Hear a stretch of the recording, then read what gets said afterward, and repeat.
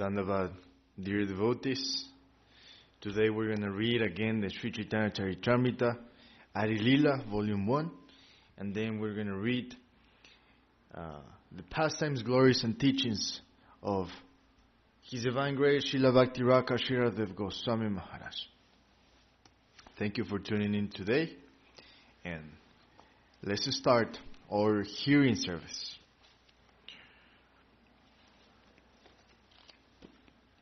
Vandeham Shri Guru Shri Juta Padakamalam Shri Guru Vaisnavamscha Shri Rupam Sagrajatam Sahagana Ragunatam Vitam Tam Sajivam Sadvaitam Sabadutam Parijana Sahitam Krishna Chaitanya Devam Shri Radha Krishna Padam Sahagana Lalita Shri Vishakam Vitamscha Srila Krishna Das Kaviraj prays. First, I offer my respects unto the lotus feet of my initiating spiritual masters and the recruiting spiritual masters and advanced Vaishnavas. Next, I offer my obeisances to my Shastra Gurus, Srila Rupa Goswami, his elder brother, Srila Sanatana Goswami, Srila Raghunath Das Goswami, and Srila Jiva Goswami. On a higher platform, I offer my respects unto Sri Chaitanya Mahaprabhu, who came with his paraphernalia and associates, along with those great personalities, Sri Nityananda Prabhu and Sri Advaita Acharya. And in the highest stage, I offer my obeisances unto the lotus feet of Sri Sri Radha and Govinda, and all of the gopis, headed by Lalita Devi and Vishaka Devi. Umma Jnanati Mirandasya Yananjana Salakaya Chakshurun Militam Jena Tasmai Shri Guruve Namaha. Applying the soothing salve of Sambandha Gyan, a proper acquaintance with environment, my spiritual master has opened my inner eye and thereby rescued me from the darkness of ignorance, fulfilling my life's aspirations. I offer my respects unto Sri Gurudev. Vamcha kalpatarvyascha kripa sindhuvyevacha patitanam pavanevyo vaishnavevyo namo namaha. I bow down unto the holy feet of the pure Vaishnavas, who are like the desired trees, able to fulfill all the devotees' aspirations. The Lord's devotees are comparable to a vast ocean of causeless mercy, as they deliver the fallen souls from material existence. I offer all respects unto them. Vrindaya tulasi devyaya priyaya kesavasya cha Krishna bhakti pradevi satyavatya namo nama. I eternally offer my respects unto Sri Vrinda Devi, Srimati Tulasi Maharani, who is the dearmost object of Lord Keshava's affection. I bow down before Satyavati, who can bestow pure dedication unto Lord Krishna. Sakala Vaishnava Pura Pade Mora Namaskar Ite Kichwa Parada Nauka Amara Oya Chenubem Prabhu Jakto Bhaktajan Bandana Kuryami Savara Charana. I respectfully bow to the lotus feet of the Vaishnavas, praying that there is no offense in my attempt to please them. To all Vaishnavas who have been, and all Vaishnavas who shall be, I offer my obeisances to their lotus feet. Jaya Shri Krishna Chaitanya Prabhu Nityananda Shri Advaita Gadadhara Shri Vasar Shri Gaura Bhakta Vrinda.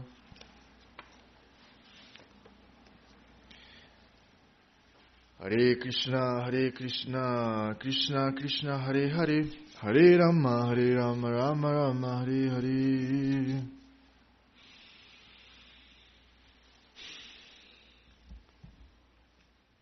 Jai Sri Chaitanya Charitamrta, Lila Volume 1, Ki Jai. Jai Srila Krishna Das Kaviraj Ki Jai. Jai Srila A.C. Bhaktivedanta Swami Prabhupada Ki Jai.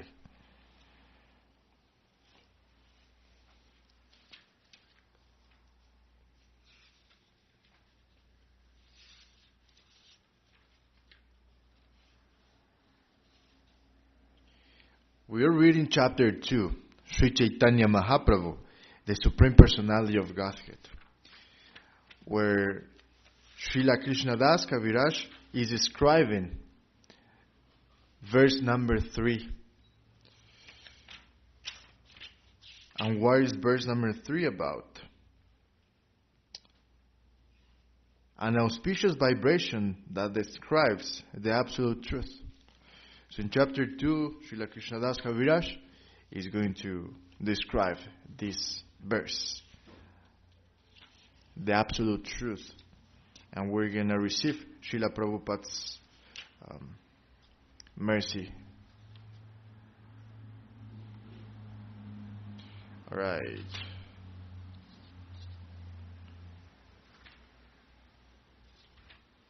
Okay. So we left off in text number 10.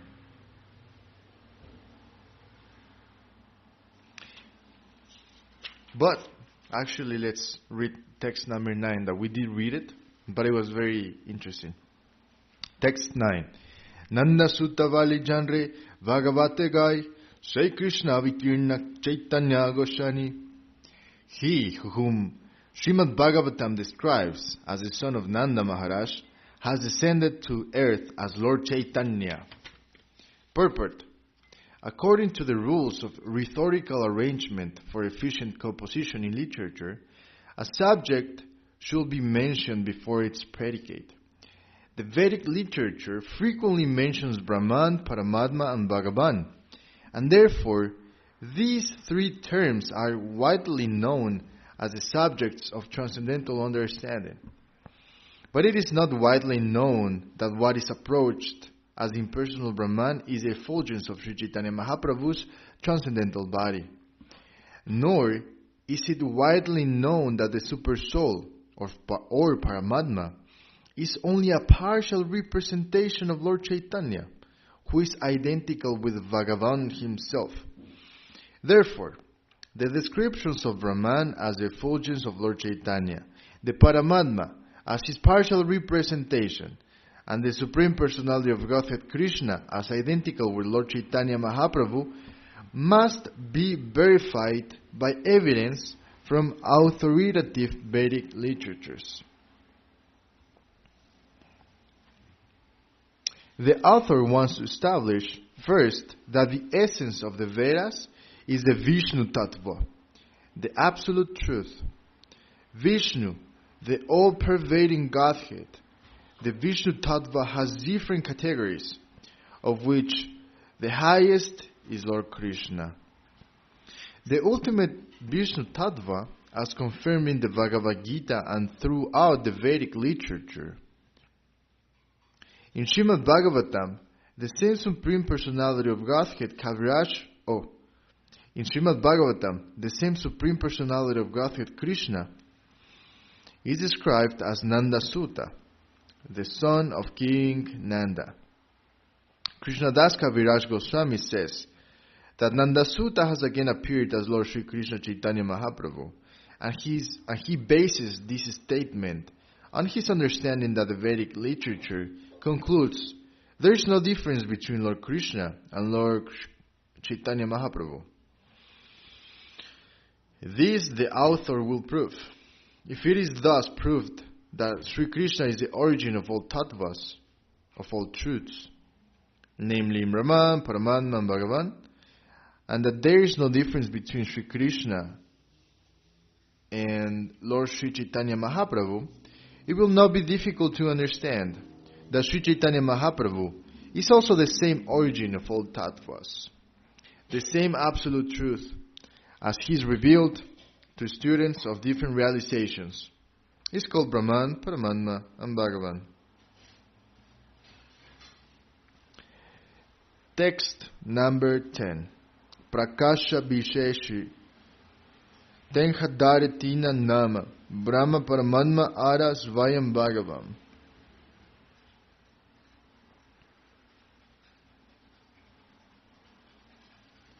Visheshi, in variety. In terms of his various manifestations, he is known in three features. called the impersonal Brahman, the localized Paramatma, and the original personality of Godhead. Purport given by Srila Prabhupada. Srila Jiva Goswami has explained the word Bhagavan in his Bhagavat Sandarbha, the personality of Godhead, being full of all conceivable and inconceivable potencies, is the absolute supreme whole. Impersonal Brahman is a partial manifestation of the absolute truth realized in the absence of such complete potencies. The first syllable of the word Bhagavan is Ba, which means sustainer and protector. The next letter, Ga, means leader, pusher, and creator. And Va means dwelling.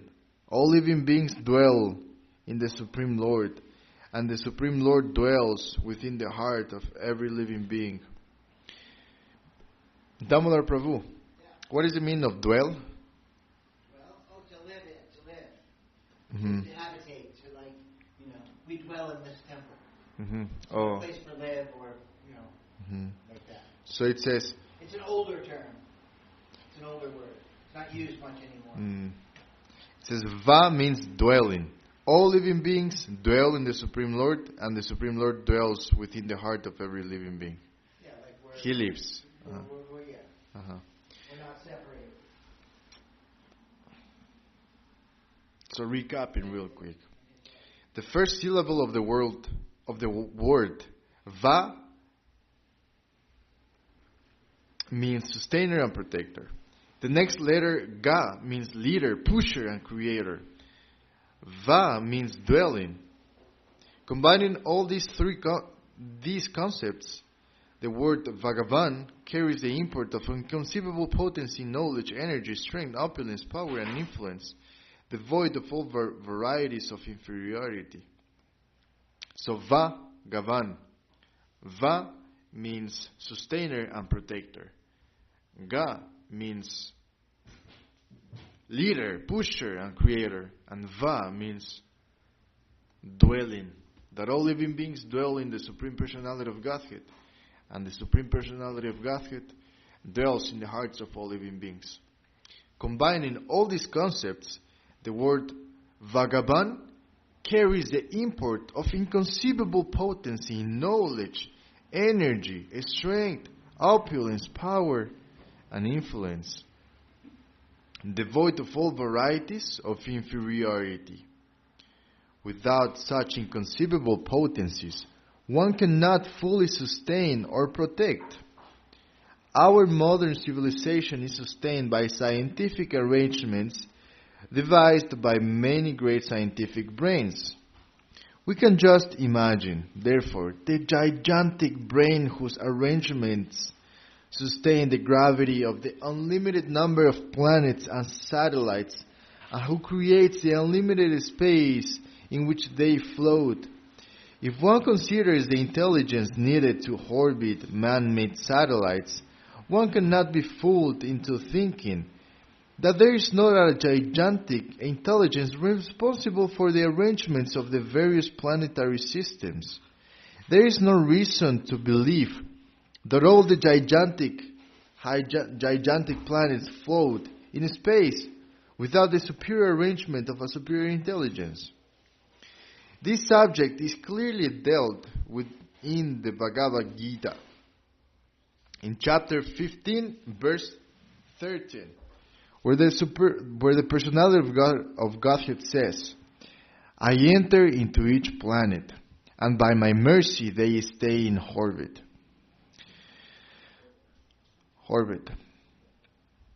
Were the planets not held in the grip of the personality of Godhead, they will all scatter like dust in the air.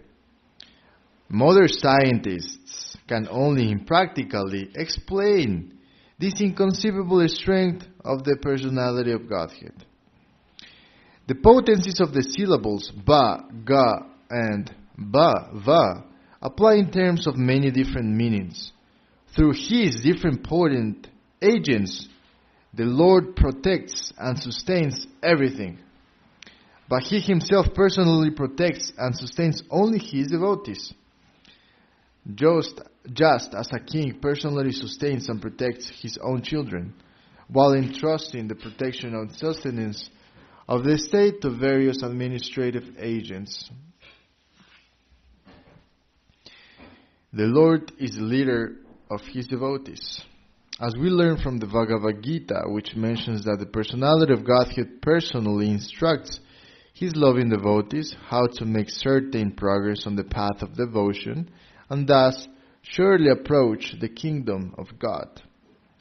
The Lord is also the recipient of all the adoration offered by his devotees, for whom he is the objective and the goal. For his devotees, the Lord creates a favorable condition for developing a sense of transcendental love of Godhead. Sometimes he does this by taking away a devotee's material attachments, by force and baffling all his material protective agents. For thus the devotee must completely depend on the Lord's protection. In this way the Lord proves himself the leader of his devotees. That's very interesting. Yesterday in the Friday Forum program, we were talking about, or actually we were hearing from Sripad Nyasi Maharaj about why good people suffer. Why people that are in the modality of goodness, saving lives of animals, of people, doing good things, why do they suffer? And why do they go through bad things? And Sripad Nyasi Maharaj kept it very simple. It's because of karma. That we haven't been alive in just this body, but we have been alive in many different bodies before. And most likely we have hurt people. We have hurt our environment. We have exploited it. And now we're paying. We're paying that debt.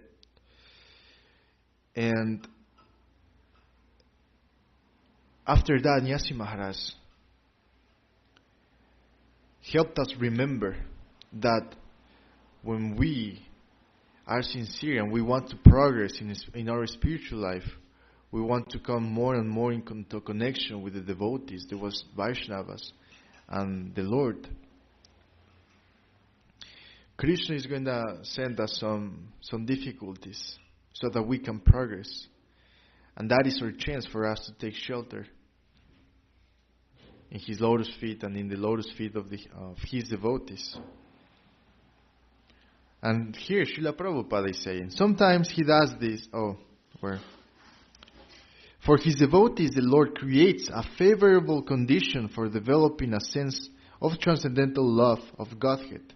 Sometimes he does this by taking away a devotee's material attachments by force and baffling all his material protective agents.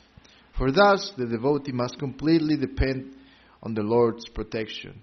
In this way, the Lord proves himself the leader of his devotees. Goptrite Varnam, embracing his guardianship.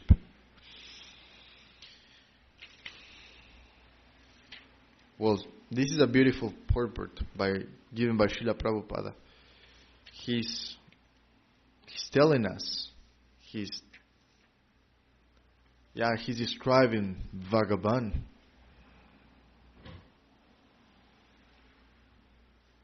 Sustainer, protector, leader, pusher, creator, and dwelling.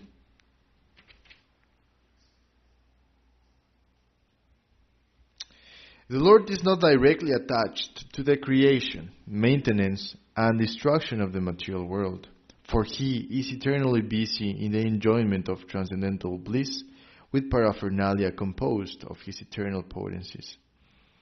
Yet, as the initiator of the material energy as well as the material marginal potency, quote in parentheses, the living beings, He expands Himself as the Purush avatars He expands Himself as the Purusha avatars who are invested with potency similar to His. The Purusha avatars are also in the category of Bhagavat Tattva because each and every one of them is identical with the original form of the personality of Godhead. The living entities are His infinitesimal particles and are qualitatively one with Him. They are sent into this material world for material enjoyment, to fulfill their desires to be independent individuals. But still they are subject to the supreme will of the Lord. The Lord deputes Himself in the state of super soul to supervise the arrangements for such material enjoyment. The example of a temporary fair is quite appropriate in this connection. If the citizens of a state assemble in a fair to enjoy for a short period, the government deputes a special officer to supervise it. Such an officer is invested with all governmental power, and therefore he is identical with the government. When the fair is over, there is no need for such an officer, and he returns home. The Paramatma is compared to such an officer. The living beings are not all in all. They are undoubtedly parts of the Supreme Lord and are qualitatively one with Him, yet they are subject to His control. Thus, they are never equal to the Lord or one with Him. The Lord who associates with the living being is Paramatma, or Supreme Living Being. No one, therefore, should view the tiny living beings and Supreme Living Being to be on an equal level. The all-pervading truth that exists eternally during the creation, maintenance, and annihilation of the material world, and in which the living beings rest in trance, is called the impersonal Brahman. Jaya Sri Chaitanya Charitamrta ki Jai, Jaya Adi Lila Volume 1 ki Jai, Jaya Srila A.C. Bhaktivedanta Swami Prabhupada ki Jai, Jaya Srila Krishna Das Kaviraj ki Jai. We just literally read text 10 and Srila Prabhupada's purport.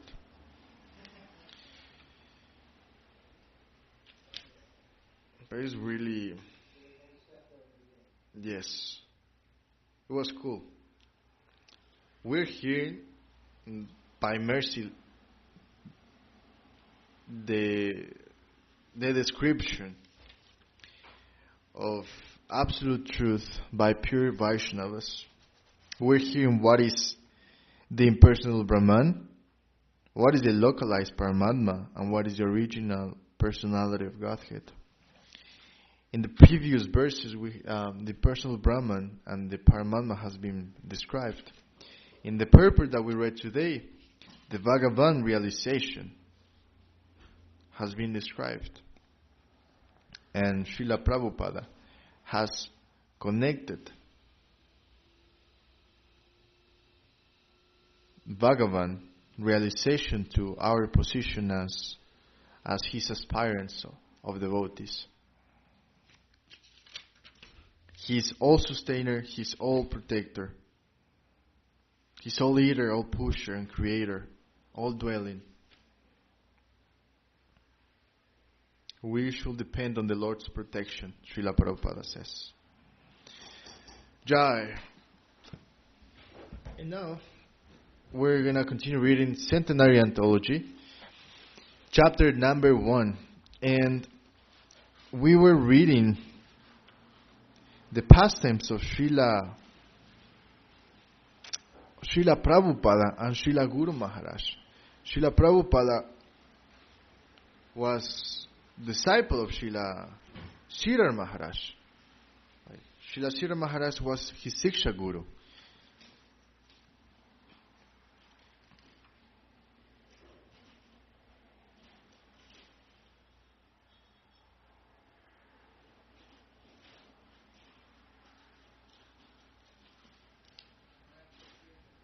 Yeah, essentially,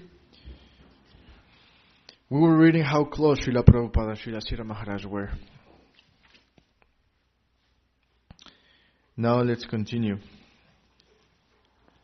reading this chapter, Siksha Guru. Throughout his life, Srila Bhaktivedanta Swami Maharaj has always maintained the highest respect and confidence in Srila Sridhar Maharaj. He considered that whenever it was not possible for his disciples to proceed directly under his guidance, that they should take direction from Srila Sridhar Maharaj. He once wrote in a letter to one of his students, "Because you are my disciple, and I think, a sincere soul, it is my duty to refer you to someone who is competent to act as a Siksha Guru. For spiritual advancement of life, we must go to someone who is actually practicing spiritual life. So, if you're actually serious to take instructions from a Siksha Guru, I can refer you to the one who is the most highly competent of all my God brothers. This is Bhakti Rakshak Sridhar Maharaj, whom I consider to be even my Siksha Guru. So what to speak of the benefit that you can have by his association? So, if you are serious about the advancement of your spiritual life, I will advise you to go to Sridhar Maharaj. It will be very good for your spiritual benefit, and I will feel that you are safe. When I was in India with the others, we lived with Sridhar Maharaj. You can also make arrangements for your other God brothers to go there in the future. So, live peacefully with Sridhar Maharaj, and thereby you will be spiritually enlightened." In this passage, Srila Bhaktivedanta Swami Maharaj describes Srila Sridhar Maharaj as the most competent of all my God brothers. Someone competent to act as Shiksha Guru, and in an outstanding statement he declares, "I consider Sridhar Maharaj to be my Shiksha Guru." So what to speak to the benefit that you can have from his association?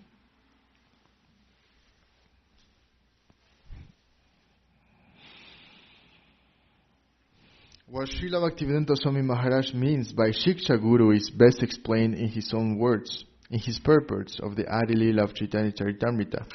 He states, one should know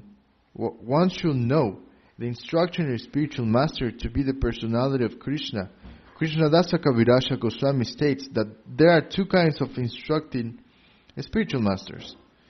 One is the liberated person fully absorbed in meditation and devotional service, and the other is he who invokes the disciple's spiritual consciousness by means of relevant instructions. There is no difference between the shelter given Supreme Personality. There is no difference between the shelter given Supreme Lord and the initiating and instructing spiritual masters. If one foolishly discriminates between them, he commits an offense in the discharge of devotional service. Although it may be said that Srila Bhaktivedanta Swami Maharaj encouraged his God brothers in general, no one anywhere can produce a similar statement of endorsement. The fact is that Srila Bhaktivedanta Swami Maharaj possessed the highest respect and appreciation from Srila Sridhar Maharaj. And Srila Sridhar Maharaj is unparalleled in his understanding and admiration of Srila Bhaktivedanta Swami Maharaj, as evinced in the following eulogy.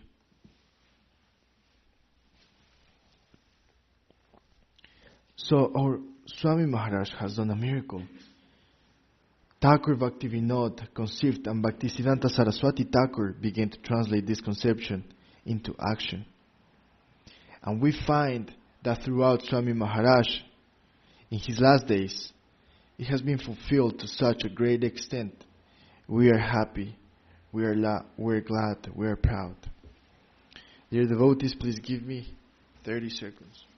I'm going to drink some water.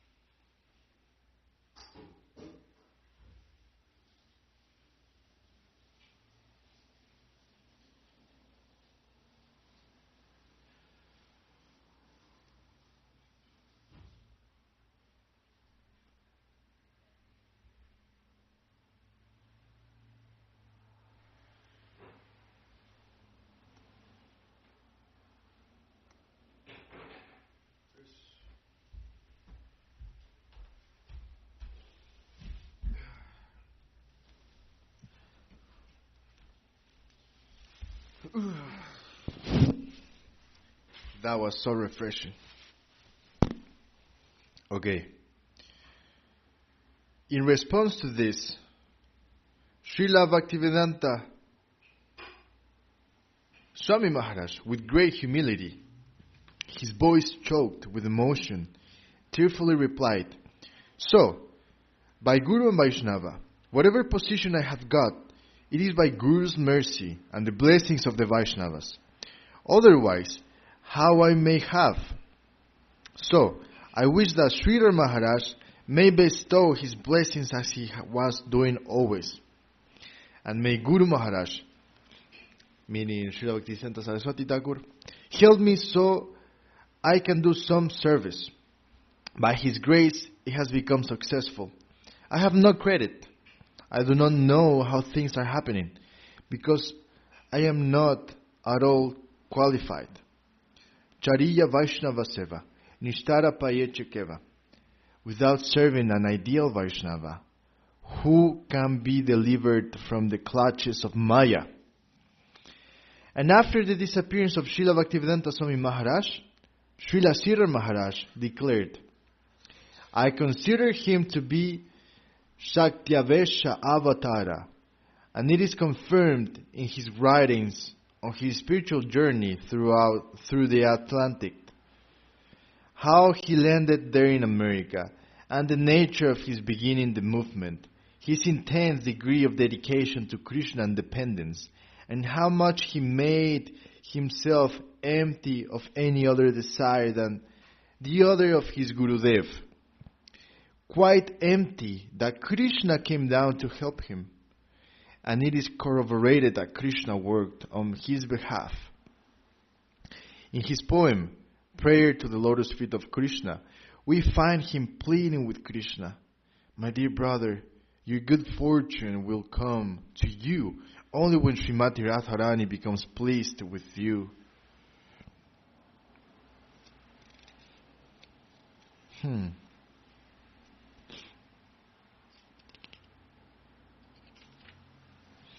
Seeing his Gurudeva, Srila Bhaktisiddhanta Saraswati, as Radharani's delegation and his order as his divine service, he humbly submitted that he did not feel himself worthy or fit to discharge the divine service, so he enlisted Krishna in the service of his Guru. He had completely dedicated himself to the purpose. He was so earnest in his prayer to Krishna that he may discharge the duty that he has been given by his Guru Maharaja. That divine force, power, came down to help him. Otherwise, it is impossible. It is not a thing of the ordinary level that anyone will do, but the highest thing has been taken down to the lowest position so extensively. It cannot but be the divine power, embodied and in a great intensity and magnitude. So, Shaktyavesha Avatara, I cannot but take him to be so.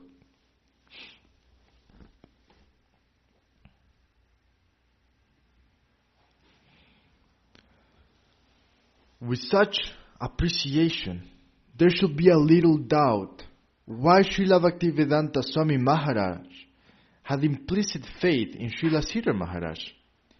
He had even heard directly from Srila Bhaktisiddhanta Saraswati Thakur of the exceptional qualifications of Srila Sridhar Maharaj.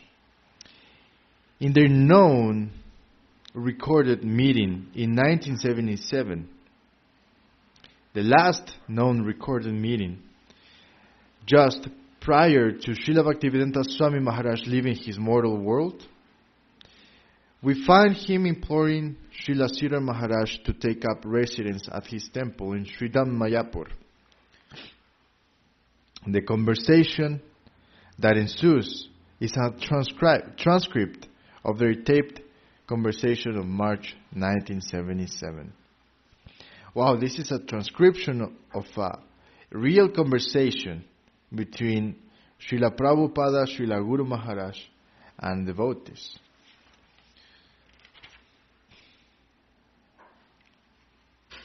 It's from March 1977. Srila Bhaktivedanta Swami Maharaj. I do not know for how long I will be able to carry on, so I came to see Srila Maharaj. Devotee. If you all go away, then the world will become dark. Srila Guru Maharaj to Srila Prabhupada. It is so wonderful that the will of the Lord becomes manifest through someone. Srila Prabhupada. I want very much, Maharaj, that you come and stay at Mayapur, because Prabhupada always desired that you preach. He told me quite a few times, why don't you pull him out? They both laugh. You know, I also tried to some extent before, but somehow or other I did not work out. It did not work out. Now, why don't you come and stay at Mayapur? Srila Prabhupada told me also, Sridhar Maharaj is one of the finest preachers. I want to take you everywhere, at least at the place we have in Mayapur. People are coming from all over the world. Why don't you come and stay there? If you just agree, then whatever kind of building you want, I will arrange it for you. They are trying to build a house for me, so both of us will stay there. And whenever you want, you can come here to your mat. Srila Guru Maharaj. Yes, as long as I am alive to fulfill Prabhupada's desire. Srila Bhaktivedanta Swami Maharaj. This is my earnest desire, since you could not go around the world and preach. At least stay there and people will come to you. I shall make the arrangement. If you stay, then it will be helpful to me also. Sometimes I need to consult with someone, but there is no one. There is no one that I can consult. I feel this deficiency very greatly. Devotee. If he stays in Mayapur, then all kinds of people will get to hear from him. Srila Bhaktivedanta Swami Maharaj. Yes, that's right. Srila Guru Maharaj. Yes, people from all kinds of cultural backgrounds will come there. Srila Bhaktivedanta Swami Maharaj. Yes, and they are already coming. And in that house I will make arrangements for an elevator so that you won't have to go through the difficulty of waking up and down the stairs. You won't even have to move a step yourself. I will make arrangements for a car and a lift. My disciples are telling me that they will build a house for me. So, both of us will stay in that house. Most of the time I am traveling around. So if you are there, then they can get some guidance. So, Maharaj, please, give me the order and I will make all the arrangements for you. The planetarium, the Temple of Understanding, also will be built under your direction. My idea is to combine the Indian culture and the American money, the lame man and the blind man policy. I tell them also that this will be very beneficial for the world.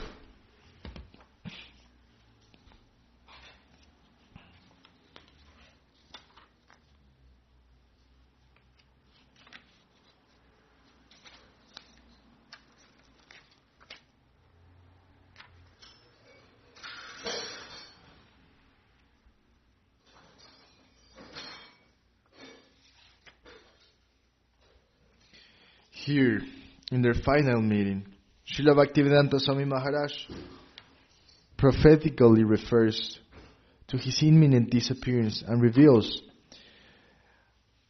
that it is this connection that he has come to see Srila Sridhar Maharaj. In friendly jesting, they discuss Srila Sridhar Maharaj's reticence regarding large-scale preaching work. Of himself, Srila Sridhar Maharaj has remarked, I did not want to become a big person. That is not my nature. I did not want to move around with many people.